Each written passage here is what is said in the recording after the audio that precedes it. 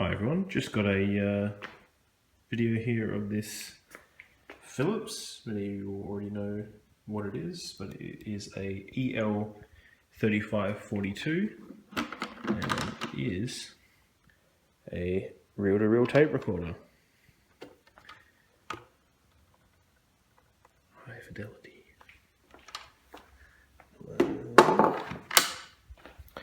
This came with the original crystal microphone. Stand it up like that. So the main problem with the unit this age is that the materials are starting to perish, which you can see very well there. These two rubber rings here, which would have originally supported a reel if you wanted to leave it sitting in there, have since perished. And I've since repaired this machine now, but when I originally got it, there is, on the feed spool, there is a clutching mechanism so that it freewheels when you have the play button down, but when you rewind, that pops up and it has some rubber feet in there which has just turned to dust. So put a reel on there. So this machine's got a few problems. The track button here to change between the first and subsequent, so what does it say there? 1 and 4 and 2 and 3. It uses like a bicycle brake kind of mechanism in there, and that's actually snapped off, so I'll have to figure out how to fix that. This is a pretty, well, it's wide up for stereo, but the actual machine can't play stereo internally. Let me just take that off. So I've got the playback head here and record head. And it's fairly basic, just the two rollers there. And you have the capstan roller there and the pinch roller, which pops up there when you press like that. So this machine's a little bit different the way you control it. Pop that on, just friction pins. The old Philips logo there. So you've got the three speeds here. These are the three slow speeds: 1 and 7/8, 3 and 3/4, and 7 and 1/2. And then the centimeters per second up there, which is quite nice. And the cancel button there. So these ones here, pause and record. I read the manual, but I haven't really done much recording on this unit. So, and there's the block button there. I should probably read the manual. I have no idea what this one does as well. And you got a counter up there, which is kind of nice for. But this is really nice here. This is a Magic Eye tube, but it's a horizontal Magic Eye tube, so it shows you your recording modulation. It's like a VU meter basically, and it's in a fan shape, so the fan will come like that, and when you're overdriving it, the two halves will meet. So this machine must have been sitting for some time with the idler roller engaged on 3 and 3/4 inches per second, because there is a flat spot in that idler wheel, and if you run it you can hear it. So if you run this 1/7/8 speed, it's very quietly sort of runs along there, and cancel that and run 7 and 1/2. Yeah, I mean, you can hear it running in there. It needs an oil up and everything like that. But this speed here, 3 and 3/4, you can really hear that flat spot on that idler tile, which is unfortunate. You can see that Magic Eye tube there. So we've got the two sides there, and they'll actually meet if we can plug in a microphone. I might just stop the recorder and plug in the microphone just so you can see. I might just stop right there. But put it on slower speed. So I've got the microphone plugged in to the microphone spot there, and nice again, got the Philips logo. It's just a crystal mic.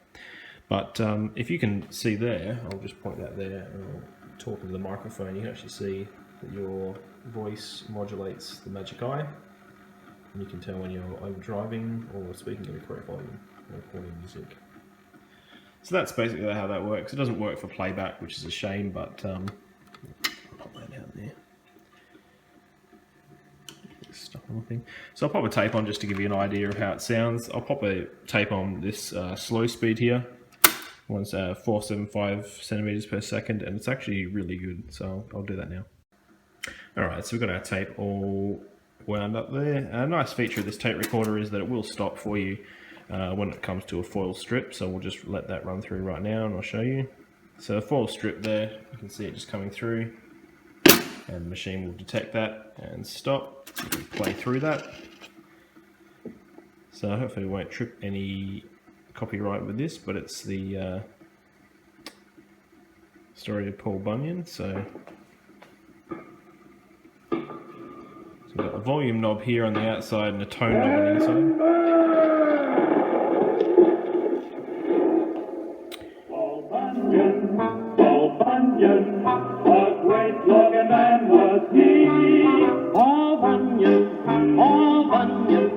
a great looking man was he. He was taller than the tallest building. His axe was as high as a tree. So the machine needs some, you can see that pot there is very scratchy. My name is Dennis Day, and I'm going to tell you a story. While I think of one, I'll just throw another log on the fire. There we are. I have it. I'll tell you a story about logs, and about the greatest logger who ever lived.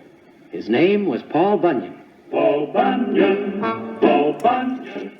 You can see even on this very slow speed, the quality is actually quite nice. It's very listenable.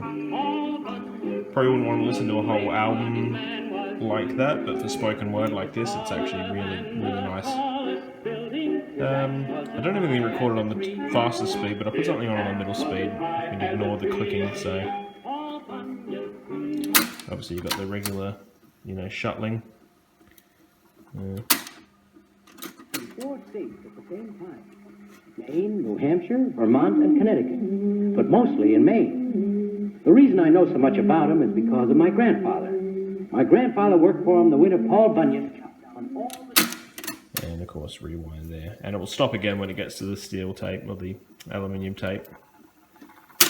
There we go. And force it through again just to wrap it up and stop it manually. There we go. So I'll put on a, what do we got there, 3 3/4 tape and see how that sounds. So I've got that 3 3/4 tape spooled up, and as you can see, it's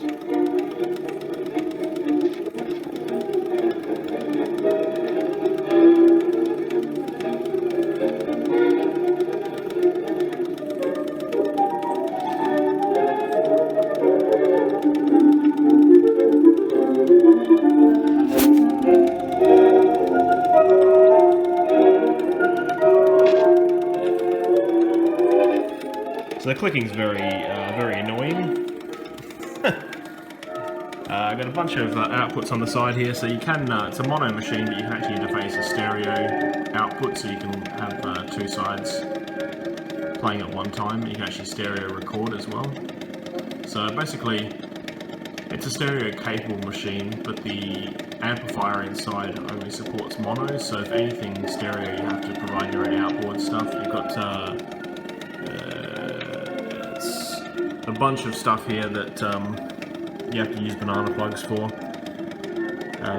There is a provision here for a headphone set when you're recording, and the weird DIN plug again for the stereo output there, something you have to make yourself, but DIN plugs are fairly easily available, and so are banana plugs, so that's not really an issue. It's just reading the manual and finding out the pins for it. So that's the 3542, EL3542 Philips tape recorder. Nice condition, a couple of problems, but hope to sort those out eventually. Like I've sorted out the platters there. I might actually, I'll take the faceplate off and just show you what I'm talking about there. So the first step to disassemble this machine is you take the front off here. Take that off there. You pull these knobs off. So this is a keyed knob. So the center uses the keyed one there, and the outside one uses this that just locks into that one down there and spins on the outside. Then this whole thing here gets pulled off. See if I can do this with the camera on.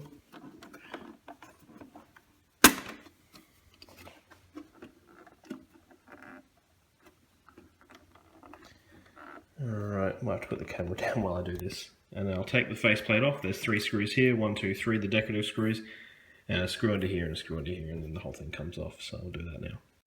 Alright, so I've done all the screws there, one there, and the 3 decorative, they call them cheesehead screws there. So the whole thing just lifts straight up. Excuse me. It's just this, the metal piece here, and just remember to hold on to that white button there if you have one of these, because as it comes up, that will fall out. So I'll just do that now. You see that there, if you lift that up, that'll just fall straight out. So might need 2 hands for this bit, so I'll just take that off. Alright, so the face is off now, and as you can see, it's fairly complicated, as all tape recorders generally seem to be. Interesting setup here. We've got a large flywheel sitting behind the capstan roller there, and the stack spindles of the motor are there, and we've actually got 3 idler wheels in there, 1, 2, and 3 going down in there. It's a bit hard to see without the torch, but the flat one is in the middle there, so it's always the hardest one to get out. So if we have a look at the tape recorder, if you buy one of these that's never been serviced, you'll probably find that when you press play it will do nothing, and that's because of the culprit, which is these large sort of pulleys on the bottom here. You'll see that when you have this thing engaged, they just spin really fast, even when you're not playing. And so the idea there is that when you are playing, these will just spin loose, but when you need to rewind, they fall down onto that and they get all the momentum from that. And that is with rubber feet that are in there that have, over time, the reason that it won't play anymore or rewind is that those feet have degraded and just don't do anything anymore. So I'll take this off here. This is the band for the counter. That's all it does. So you'll need to have it in play mode, and you'll need to lift this up and then pull this off. This is the brake that's doing that. So that's what we have there. We've got these, let me put that down there. 1, 2, 3 rubber pegs, and whatever pegs were originally in there had long gone when I got it, and they interface with this outside here for grip.